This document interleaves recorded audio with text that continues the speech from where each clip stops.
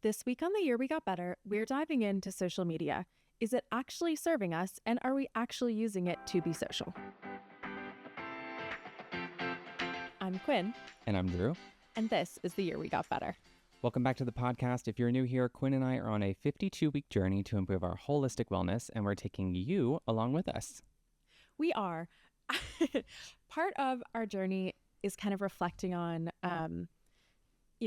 obviously all the different 8 dimensions of wellness, but I guess today we're kind of looking a little bit closer at one dimension in particular, and that is social wellness.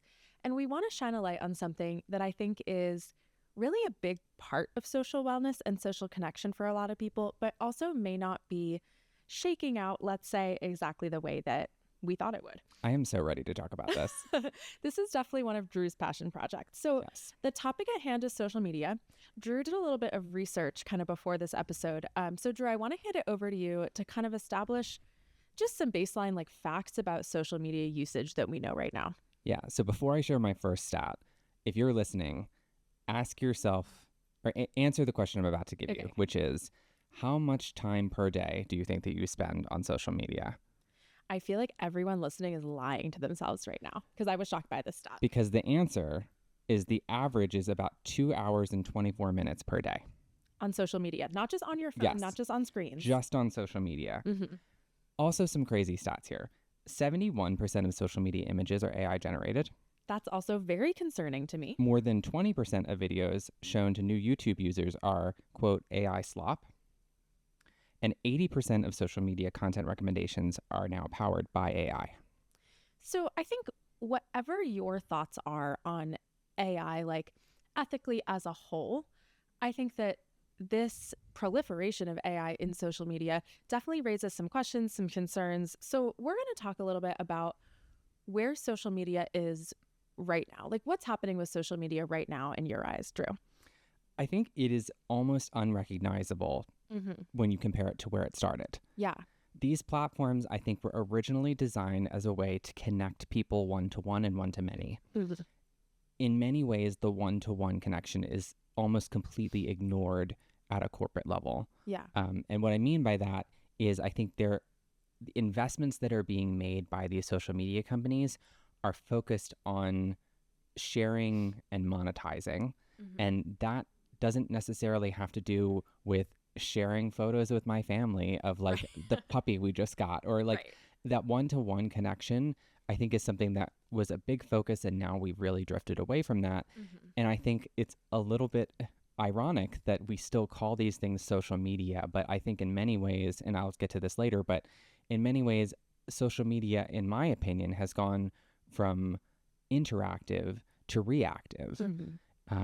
So I'm curious what your thoughts are here as well. I know we're going to get into some specific questions, but where do you see social media these days? Whatever year Facebook came out and whatever year Instagram came out, like I had both of those things kind of like Facebook later on, but I had Instagram when I was in like late middle school, early high school. And I think that initially, like all that was on there, and I think anyone who had an Instagram account in the early like days of that remembers this, all that was on there, the only thing you saw were the posts of the people that you followed. Like that's it. That was Instagram. Yep. And actually, I think that's really cool. I wish Instagram was still like that because now I feel like I go on Instagram and all I see are ads and like recommended, suggested content that like I don't really care about, but I mean, I definitely get pulled in. So I guess I care about it enough. But I would love to see like my friends' posts and stuff that is actually more relevant to me. And I think that in that sense, social media has drifted away from being a social, like a reality-based social interaction, if that makes sense. It's no longer grounded in your actual interpersonal connections. I completely agree with that. I also think you like indirectly said something that I want to like hone in on, which is like I'm getting sucked into this, right? How much of social, and this is a rhetorical question, but you can absolutely answer. How much of social media use now is focused on things that you're actually voluntarily, like consciously wanting to participate in, and how much of your social media behavior is something that feels compulsive? And we can kind of talk about that. We can go down this road of questioning if you want to. Yeah. I mean, I do actually. There are even cases now, and I kind of pulled a stat here, that there are lawsuits that are being filed by parents for against social media companies for harming their children, and kind of like the compulsive nature of social media that kids and teens are not able to pull themselves away in the same way that there's adults a might be able to. documentary about this, right? Yes, we neither of us has watched this, but the documentary is called Can't Look Away. We should watch this. We'll report back, guys.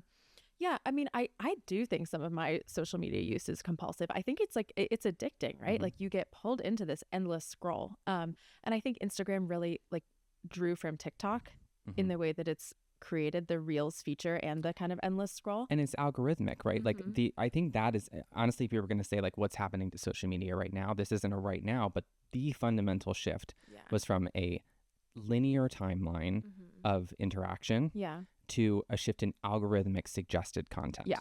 It's that suggestive thing, right? Because previously I was picking what I wanted to interact with by following my friends, family, and even some other accounts, right? I think still there were like influencers in the kind of early stages of Instagram, and I would maybe follow someone who, you know, has fashion recs for curvy girls or whatever, right? Like, so there was still an opportunity to expand your social circle and build like broader connections. But I think it felt very like a lot more choice based, if that makes sense. I think that completely makes sense. So maybe we start with the positive here.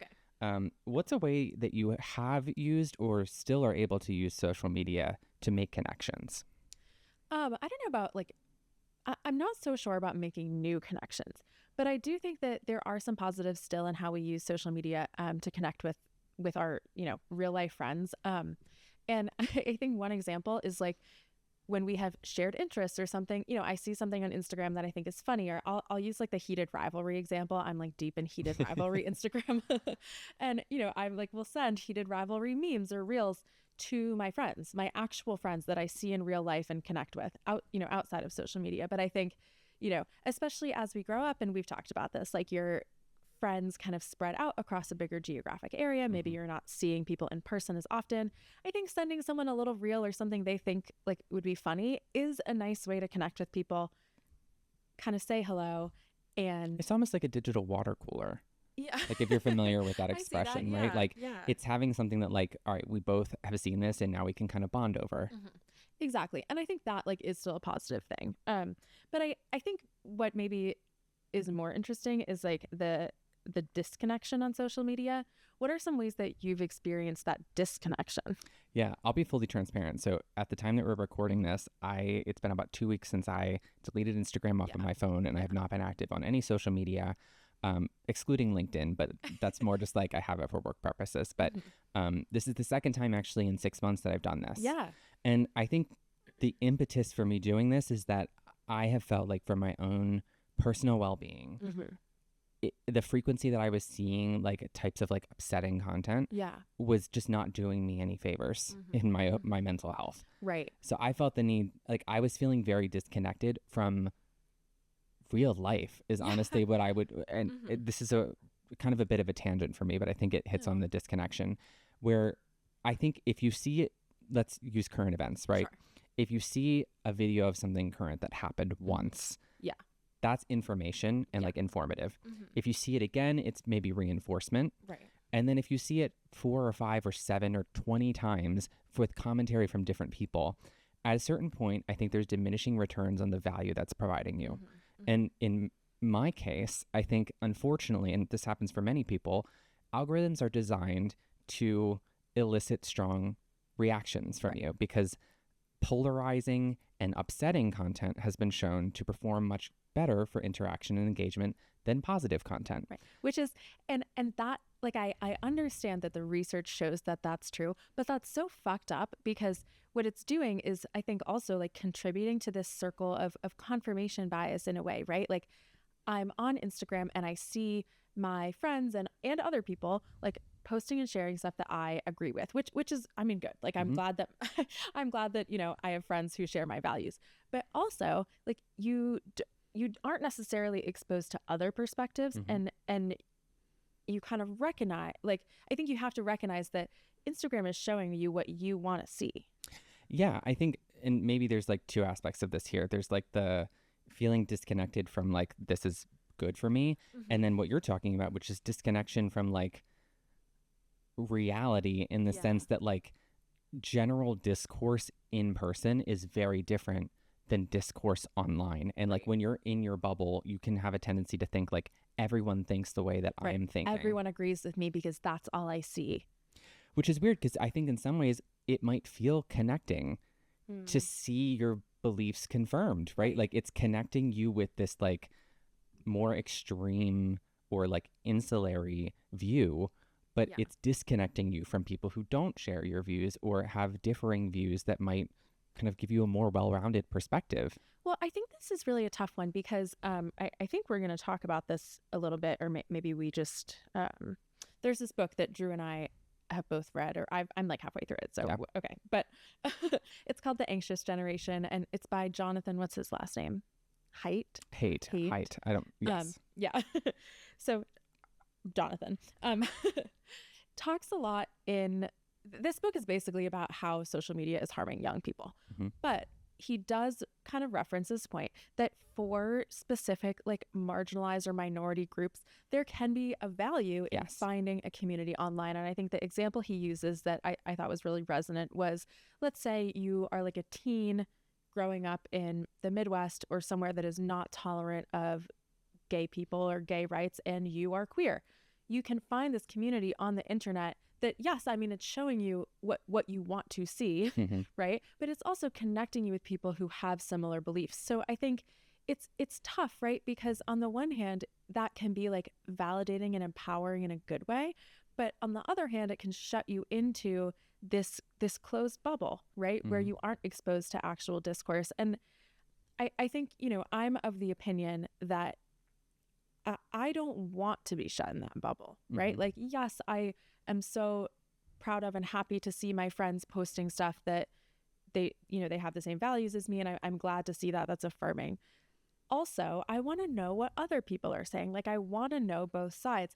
And I think when you know both sides of the conversation, that's when you can make the most informed decision and kind of determine what you really think, not just when you're hearing what's in your own echo chamber, if that makes sense. That totally makes sense. Do you think that social media is making your life better? What a question. No, I don't think it is. And yet here I am still using it. So maybe that speaks to like my lack of a backbone. No, I don't think that is the case at all. Right? When we talk about addiction to other substances, we don't take that approach, right? Like, that's true. I think that it is important to recognize in these situations that like it's not an even or equal fight. You are like showing up with like a pencil against a bazooka. Like the algorithms are so tuned in to human psychology that you have to actively fight against the way that that's attacking your psyche, right? Like, because it's like constant dopamine hits. Yeah. It's meant to be addicting. And I mean, it really is. And I think that, didn't you read a book about this as well, about how like Facebook is evil in the way that like they do their algorithmic stuff? Yeah, I think the evil part is maybe subjective, but okay, it's a book called Careless People. It's a memoir of someone who was actually involved in the public policy team at Facebook in their early stages. Interesting discussions about just like the way that in particular related to like world events and like political movements, that Facebook has become much more involved in the way that content is kind of controlled and targeting happens and the effect that they have. That's almost like a whole other discussion. But I also want to ask you, like, separate of, is it making your life better? Do you enjoy using it? I mean, I think I do enjoy it. And I think that's why I keep going back to it, right? Like, I do think it's kind of fun. I mean, and my feed is stuff that I'm interested in. Like, yes, it's algorithmically suggested to me, and I would rather see the stuff that my friends are posting, but I'm also seeing stuff that like Instagram knows my behavior and knows what I'm interested in. So I see like reels of cute little black lab puppies. I see clothing for people who have bodies like mine. I see, you know, how to be an activist in our modern world. Like, the stuff that I see is interesting. It's just that, like you said, I think there's a diminishing returns factor where like I could see one of each of those things and that is enough, versus I just keep on scrolling and now, or you know, it'll be like, here's who we would cast in a movie of this book that we know you read, you know. Like, well, also, how much do you actually enjoy what you're looking at? And I think the way to honestly answer that question is to like compare to other things that you enjoy. Yeah. Because often we'll have the conversation. I mean, we literally had this conversation last night where I was like, how was the doom scroll? Right? Like an hour went by and it's kind of mindless. Yeah. So how much are you actually enjoying that? I mean, no, I think that's a great point. Like, I'm saying I'm enjoying it, but compared to things that I actually like doing in reality, right? Mm-hmm. And by reality, I guess I mean just not on my phone. Spending time with friends, cooking, doing creative art stuff, like hanging out with you, even like watching movies or something that feels more like meaningful. I enjoy all of those things way more. Well, like, okay, back to the stat of like 2.5 hours a day. Yeah. That's like 20 hours a week. Yeah, crazy. Right? That you're spending doing something that is that really is that the best use of your time? Obviously not. And are you actually enjoying it enough to spend that much time doing it? If you can stand proudly and say, yes, that is the most enjoyable thing for me to do, then I think that's fine. You do you. Yeah, for sure. But I think it's honestly hard for someone to stand and say, like, 20 hours of my waking week. Yeah. I feel good about that decision. If you can't do that, then something is wrong. I feel like I'm having a profound realization, like during this podcast recording, like right now, that I need to spend less time on social media because it's so true. It's like, what else could I be doing in that time? Now, I think like just kind of another thought here is that I don't necessarily think that all screen time is equally bad. Completely agree. Like I do also spend a lot of time on my phone, like texting my friends. And for like that, I think I do enjoy. I think I get more out of because it's like you said, it's 1-to-1 versus like a mass, 1-to-many, right?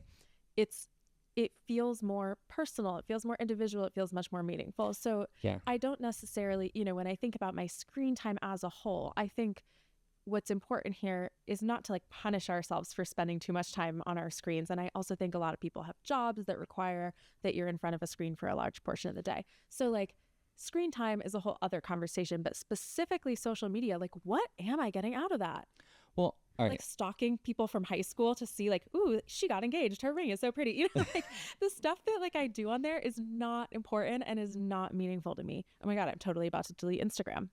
So, okay, I have a note here that is like the fundamental shift from sharing and personal interaction to mass reaction. Yeah. One thing that I actually think is kind of cool when we think about like unsocial media. Yeah. In the advertising platform for Meta and Facebook and Instagram, you might know the answer to this. What do you call the people who you're trying to reach? Your target audience. Exactly. Your audience. In what other context would you have a personal interaction where you would say, this is my audience? Because it's so not true. If you are not actively participating, you're consuming and you are an audience for someone else. That's not always a bad thing. No. But I think it is important to recognize that, like, well, one, this is like not even, I'm going to get on a soapbox here. You're the product. Your data is the product on these social media platforms. Well, and we could have a whole other, I'm sorry to interrupt you, but we could have a whole other conversation about like the way that data is collected from social media and internet use in general. And that's like a whole other super problematic thing. Not the point of today's episode. Maybe we'll get there. We'll see. Yeah, but like, it's not social. Yeah, like, no, it's not. Even if you're commenting, that still isn't really social. It's like asynchronous and you're not guaranteed a reply. And it's just your moment to like speak into the void in many cases. Well, I think what you're saying about the audience is so interesting because when I think about, and just to kind of like belabor this analogy, really, when I think about times that you do have an audience, I think about like you're doing a show, you're making a speech, you're doing a performance, and it is, first of all, performative. But also, I wouldn't describe that as a social interaction. Like if I don't know, I think of like, I have a friend who is like a vocal musician. She's like a singer, right? And she did a performance that we went to, like she sang like the national anthem or something. That's not social. Like she's not being social by doing that performance. That's cool in its own right and creative and different, but like it's not social. So I think kind of also this 1-to-1 versus 1-to-many type of thing. Part of it is like, I feel like people are posting individually on social media so much less. They are. And I don't have a stat for that. I couldn't find it, but I definitely have read things that confirm that view and like statement that you just made, that the amount of like personally shared content from individual users is significantly decreased compared to years ago. I also think the performative concept is important here too. And I think this maybe has less to do with like the algorithm and AI, but just in general, kind of a feature of social media is that it is performative, right? You're showing off like the best part and the most well lit part and, you know, whatever, the most Instagram worthy, like photo worthy parts of your life. And I think that that inherently is different than in-person social interactions when you have a more casual rapport. And social media is just not authentic, I think, in many ways. Well, also, I'll point out the irony here. Hi, listeners. I'm going to speak directly to you. Like, we're going to share this on our Instagram and our TikTok and our YouTube channels, right? And you guys are our audience. Right? But I think the difference is that we're not, like, pretending to have, like, a one-to-one interaction with this. Like, we're putting it there because we want to increase the reach and try and, like, reach more people with our message. And I guess because we think we have something important to say, which maybe you do, too, if you're listening, or maybe you're like, these idiots. Right. Like, don't hate the player, hate the game. All right. I did want to talk about quickly AI and what's going on with AI in social media. And like, given the stats that I said, right, like 71% of images on social media are somehow AI generated. That's so crazy. What does this mean? I mean, I think the biggest problem to me with AI on social media is that this is something we've talked about before, that it brings into question the concept of like what is real, right? It's, I think, harder and harder to tell what is real, like even a real photograph or a real video, what is actually real and what is produced by AI. And I think that's a huge problem, especially in terms of like news and information and misinformation or even disinformation. If we can find it, I might want to link to this article. There's an NBC News article around current events in Minneapolis that AI generated videos became a huge issue in spreading misinformation that were generated based off of original source imagery of the interactions between that individual and the ICE agent, right? Yeah. So these were even like AI generated fake videos were being shared by political figures. Well, it's getting more and more difficult to tell. And even people who, you know, you would think at least political figures would have access to the best AI checkers and, you know, weapons against that, right? Against AI proliferation. And still things are fooling people. And of course there are things that are obviously AI, right? Like your mom, Drew, sent you a reel of like a dancing dog. Right. Like obviously that was AI. Your mom knew that. You knew that. Everyone knew that, right? So like, haha, funny, I guess. But like in a much more critical sense, I think AI is purposefully being used in some cases to spread disinformation. I agree. And I think this goes back to, if we're going to like say dimensions of wellness, social, but also like emotional and intellectual. This is one of the moments where I personally have had a lot of reflection and said, you know, it's not worth it for me. I would much rather like eliminate this channel from my life, probably not long term, but at least in the near term, maybe in the long term, because that risk alone is not worth it for me. I'm not trying to like actively pollute my mind with needing to worry about if this is real or not. Like it's not a requirement either. And that's the other thing that like, if you take something away from this episode, like compulsive use of social media is not a requirement. And I would challenge people who are listening right now, give a break a try and just see what happens.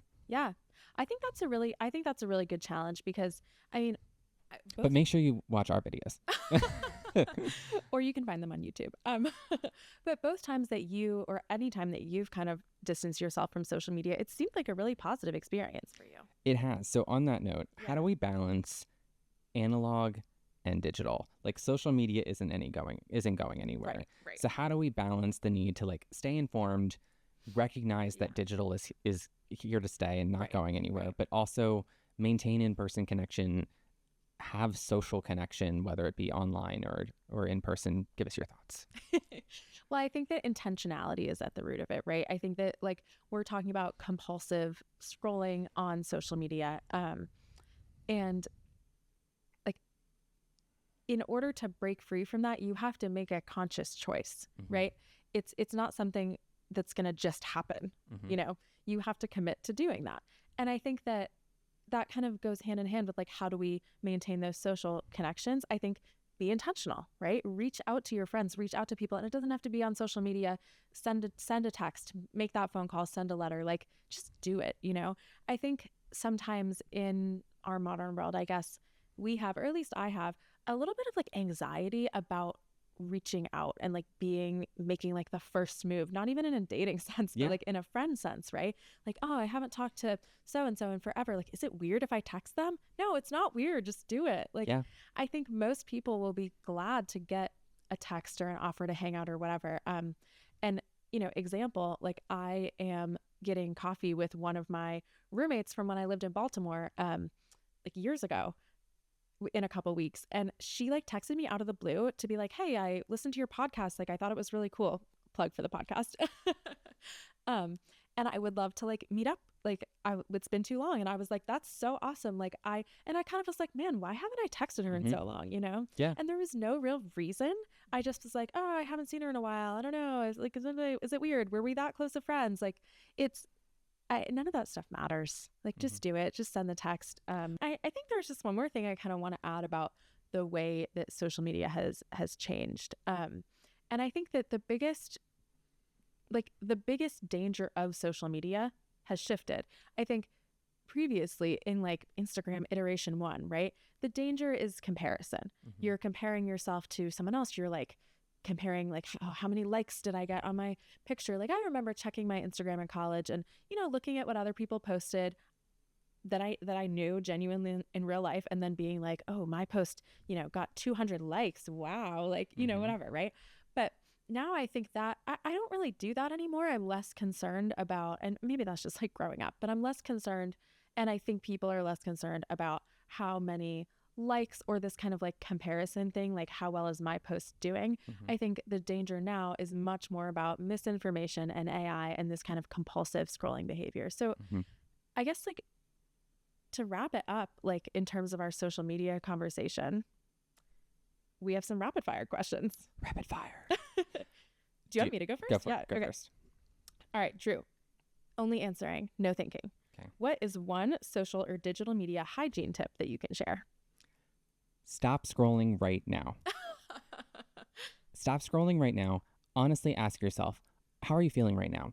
Do you like the way that you feel while you're scrolling through this app? If the answer is yes, keep scrolling. If the answer is not an enthusiastic yes, consider why you're still scrolling and ask yourself, should you take a break? That is my tip. I love that. Expect to see that on social media this week. Yes. Okay. What was an early example of social media in your life? I think the irony here is I was a huge proponent of social media earlier in its like earlier iterations. Yeah. I use social media to organize like events. I use like personal events, corporate events. I used it to make one-to-one connections. I used it as a form of content, like artistic expression, photography. Like I think it was an awesome tool in the beginning, but I think it has drifted so far from what it used to be that it's hard to maintain that level of enthusiasm. I hear that 100%. All right, rapid fire to you. When's the last time you bought something from a social media ad or from social media? I'm like I wish that I asked you this question. No, I definitely do some clicking on social media ads. Probably the last time I bought something was like a few weeks ago. I bought a LL Bean like Sherpa jacket. It's really cute. I don't regret it. But I definitely click more ads than I need to. All right. And then last question, what's one social platform that you will never use or have? TikTok. I just think the data use and storage from TikTok is really problematic. There's a lot of information telling us that it's problematic that like we just choose to ignore. I'm not going to have TikTok. I also just think like Instagram Reels does the same thing and is less problematic, to be honest. All right. With that, we're going to switch into the weekly recap. Okay. So let's run through all 8 dimensions. I hope we have some good examples of like being social in person, but we're going to start with the physical dimension. So Drew, kick us off. We went for a walk on the treadmill. Yeah, we did. Which this was just like one walk, honestly, like pretty low on the bar of things that we could have done. But we've been cooped up in the house and not able to run with it being so cold and there being snow. So I think this was like the minimum, but honestly, a really good step for me. Honestly, so needed. Yeah, like we did it at Planet Fitness. I also did a little at-home workout earlier in the week. Poppy tried to interfere. She did. And I got my hair done. like colored, Nice. highlighted. Yeah. Slay. Oh, thank you. Shout out Morgan. She did a great job. What about the emotional dimension? This is the one dimension that I didn't really do anything intentional. What about you? I went to therapy. Nice. Yeah. Sometimes Short and sweet. Short and sweet, just the little things. What about social? I did a bunch of social stuff this week. We both went to our friends Julie and Ella had an awesome Books and Bagels event involving breakfast food and book swapping and yapping about heated rivalry. So that was amazing. It was so fun. It was like the best event. I look forward to it all year. I also went to an in-person book club meeting of a new book club that I joined like here, like near where we live, which is really exciting. Yeah. I also had coffee with a friend, talked on the phone with my sister, and sent 2 letters. Oh, that's amazing. I know. What about you? I'd had Books and Bagels. Yeah. So less than you. But the next is intellectual. I, for once, did not finish a book. But you have a good reason. Yeah. I'm reading a really long book. It's called The Goldfinch by Donna Tartt. I'm holding it up. How many pages is this book? Let's see. I'm trying not to like see anything that happens. 769. Whew. I know. But it's a Pulitzer. Is it Pulitzer or Pulitzer? I think it's either. Okay. It's a Pulitzer Prize winner. People talk about it all the time in the like book, like publishing world. People talked about it all the time. At the conference I went to, I was like, okay, I got to read this book. It's been on my TBR for a while. It's very good. It's just very long. It's taking me a while to get through. Yeah. What about you? I have continued reading The Great Believers, which I had mentioned last week. And then I also started listening to an audiobook of Small Things Like These. Nice. Which I don't have anything to hold up, but yeah. I'm excited to hear your reviews once you finish those. Yeah. Our next dimension is creative. So as kind of usual, we've been on the cooking grind. I made a new recipe this week that turned out really good. It was roasted tomato and white bean pasta. It was so good. It was delicious. So I definitely will be making that one again. And then my other creative thing, and I'm going to assert a potential hot take here. I think that consuming art is also part of fueling your like creative juices, I guess. Yeah. So something Drew and I are doing is we are watching all of the Oscar Best Picture nomination movies. And I honestly I do think it is creatively inspiring to me. I like seeing how these stories are put together. I like seeing how they lay out the stakes, how they hook you. I think it's interesting, not just from a watching a movie sense, but from a creative and artistic and, that kind of sense as well. Yeah. So we watched Formula One, which has Brad Pitt, and we also watched Sinners, which has Michael B. Jordan. That's right. Playing himself and also his twin. Well, not himself, but yes. Playing a set of twins. Yes. Yeah. That was definitely very fun on the creative dimension. Yeah. Is that what you had for yours? I had 2 other ones. I had that I had ordered personalized stationery. Yeah, so exciting. Which relates to my social dimension, but it felt a little creative. And then I also cooked a new muffin recipe. For corn and bagels. Yeah, corn muffins. Oh, corn muffins. Yeah, brown butter corn muffins. Yeah. They were really good. They were from the Dessert Person cookbook, which we've referenced before. Yeah, we love that cookbook. What about the financial dimension? I completed my end of month bills. Nice. That's awesome. Yeah. I paid one random bill. One little thing off the stack of things that I need to buy. Nice. Yeah. Occupational? I kept working on my book reverse outlining project. So I finished part 2 and I also started part 3. So I'm definitely making progress. I have a little more to go, but we're within range of finishing the reverse outlining project. And again, for, if you missed an episode or whatever, that's on the novel that I wrote and that I'm editing before continuing to submit in my pursuit of an agent. Amazing. For mine, I finished a big work website project that I've been working on for months. So it's amazing. That's it was so nice exciting. to check that off the list. Yeah. What about your environmental dimension? Just straightening the house. Yeah. Yeah, getting cleaned up. Yeah, I love that. Mine was putting air in the tires of my car. Yeah. Which the light has been on for that for a long time. So it was time to do it. And it kind of makes me less stressed. But when you got I turn it done. on the car and there's not an error light. That's nice for me. Yeah. Yes. So how are you feeling? I think this is a good week. I feel like I think the week before this, I had not really that much in my physical cup, and I really felt that. So it felt good to reinvest a little more in the physical dimension, even though it's been cold and horrible out. But overall, I felt hit all those dimensions, and I felt good about, being intentional about it. How about you? It's been hard being inside the house and feeling cooped up. Yeah. But I think we're doing the best that we can to try and find ways to tick the dimensions off the list that we can, even when some like the physical dimension are maybe a little more limited. Yeah, I totally agree. Well, I think that is a wrap for the week. That wraps us up. So as always, like, subscribe, comment, be social on social media for once. Yeah. We appreciate it. I love that. Well, we can't wait to talk to you guys next week, and we'll see you then.